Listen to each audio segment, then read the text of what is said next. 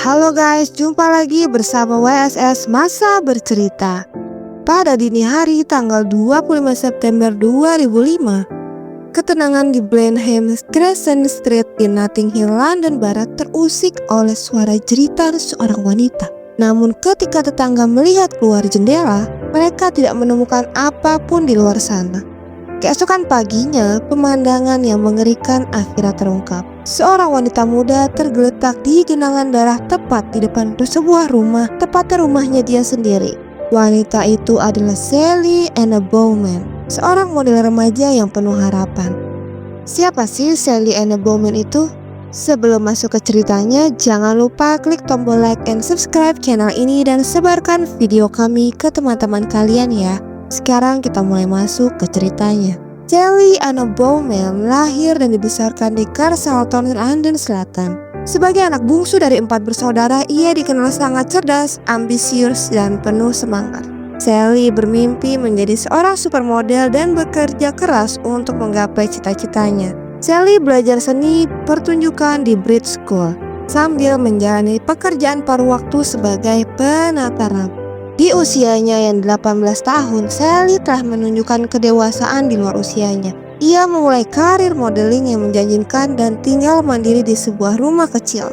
Namun sayangnya, di balik impian besar itu, hubungan asmaranya dengan seorang pacar selama 2 tahun sering diwarnai pertengkaran meski akhirnya selalu membaik. Pada tanggal 24 September 2005, Sally berada di rumah orang tuanya ketika saat itu ia diajak ke pesta ulang tahun oleh saudara perempuannya. Setelah bersiap-siap, berdandan, Sally meninggalkan rumah sekitar pukul 6 sore. Di sana dia bertemu dengan teman-temannya di sebuah bar lokal. CCTV bar lokal merekamnya sedang bersenang-senang, minum-minum dan berdansa sambil berbincang-bincang dengan teman-temannya. Namun sekitar pukul 2.20 dini hari, ia terlihat masuk ke mobil pacarnya. Saat itulah terakhir kalinya ia terlihat hidup. Setibanya di depan rumahnya, Sally dan pacarnya bertengkar guys di dalam mobil selama hampir 2 jam. Meski mereka akhirnya berbaikan, pacarnya meninggalkan Sally setelah itu. Ia menyebut Sally memasuki gerbang rumahnya beberapa saat kemudian, dan saat itu tetangganya mendengar jeritan. Pada pagi harinya, tubuh Sally ditemukan di depan rumahnya. Ia ditemukan dalam keadaan telah dikam 7 kali di leher dan perut sampai tembus ke punggungnya, dengan bekas gigitan di pipi dan di dada. Bukti menunjukkan bahwa ia telah diperkosa secara brutal saat ia telah dinyatakan meninggal atau sekarat.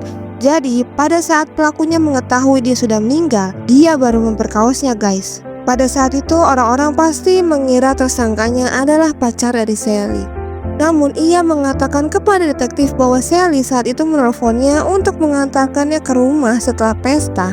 Kemudian saat pacarnya mengantarkan pulang, di dalam mobil mereka mulai bertengkar. Setelah sampai di rumah, keduanya tetap berdebat di dalam mobil selama hampir 2 jam.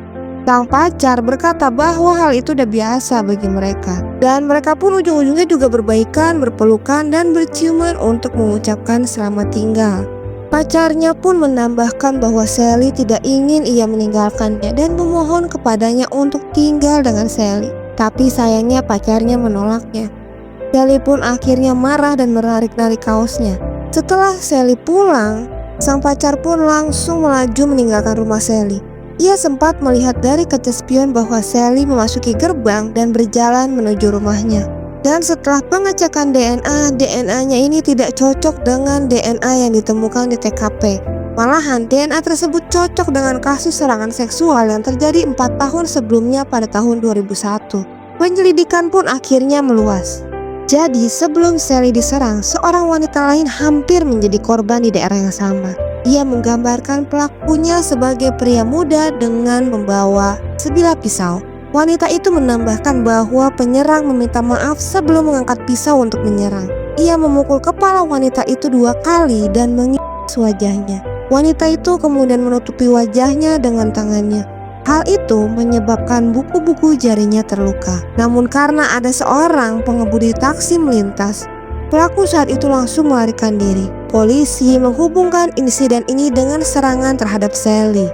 Singkat cerita, pada bulan Juni 2006, kasus Sally mengalami kemajuan berkat insiden tidak terduga, di mana ada seorang pria bernama Mark Philip Dixie, yaitu seorang koki di Crowley yang pada saat itu sedang berkelahi dengan sesama koki di sana saat menonton pertandingan sepak bola Piala Dunia Trinidad dan Tobago melawan Inggris. Polisi akhirnya menangkapnya dan mengambil sampel DNA-nya. 12 hari kemudian, hasil DNA menunjukkan kecocokan sempurna dengan DNA yang ditemukan pada tubuh Sally serta kasus tahun 2001. Sekarang kita bahas background dari Mark Philip Dixie ya, teman-teman. Mark lahir pada tahun 1970. Orang tuanya berpisah saat ia berusia 18 bulan. Ibunya menikah lagi dan ia mengambil nama keluarga ayah tirinya. Mark pada saat kecil kecanduan narkoba sejak usia 14 tahun. Catatan kriminalnya Mark dimulai pada tahun 1986.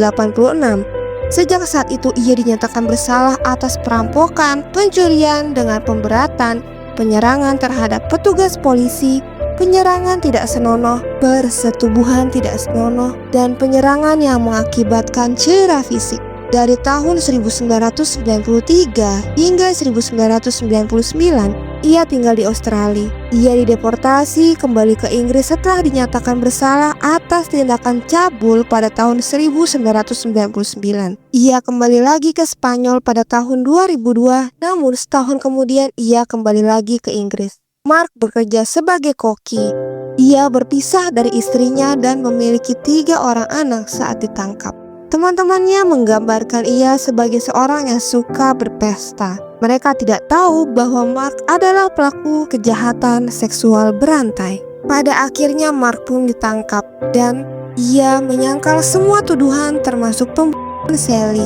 Malam ketika Sally terbunuh, Mark sedang merayakan ulang tahunnya dengan pesta alkohol dan kokain. Teman-temannya menambahkan bahwa Mark hanya diam selama pesta dan kesal karena pasangannya saat itu menolak untuk ikut merayakan. Sekitar pukul 11.30 malam, Mark dan 2 orang teman wanitanya pergi ke sebuah apartemen untuk melanjutkan pesta. Apartemen itu berjarak 2 jalan dari tempat Sally dibunuh. Saat pukul 2 dini hari pada tanggal 25, Mark sedang berbaring di sofa ketika 2 teman wanitanya masuk ke kamar tidur. Setelah gagal menyerang wanita pertama, ia melihat Sally bertengkar dengan pacarnya di dalam. Ketika pacar Sally pergi, Mark melihat peluang emas untuk menyerang wanita cantik yang sedang lemah dan bersedih.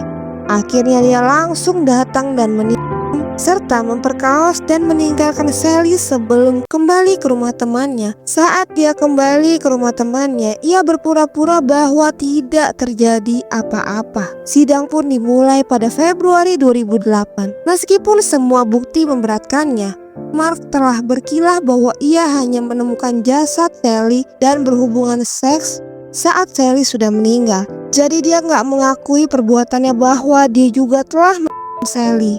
Pengadilan pun tidak menerima pembelaannya. Pada tanggal 22 Februari 2008, Mark pun dijatuhi hukuman penjara seumur hidup tanpa kemungkinan pembebasan bersyarat hingga setidaknya tahun 2040. Hukuman tambahan dijatuhkan pada Mark pada tahun 2017 atas kejahatan seksual lainnya, termasuk kasus di Spanyol yang menunjukkan pola kejahatan lintas negara. Kasus Sally Ann Bowman menunjukkan pentingnya basis data DNA untuk menangkap pelaku lebih cepat.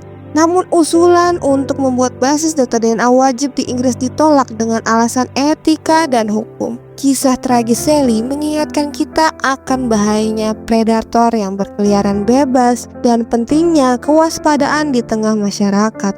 Ya, jadi itulah guys kisah tragis seorang model bernama Sally Ann Bowman yang hidupnya harus berakhir di tangan predator. Bagaimana menurut kalian kasus ini? Jangan lupa tulis komentar kalian di kolom komentar ya. Kurang lebihnya kami mohon maaf dan sampai jumpa di video selanjutnya. Assalamualaikum.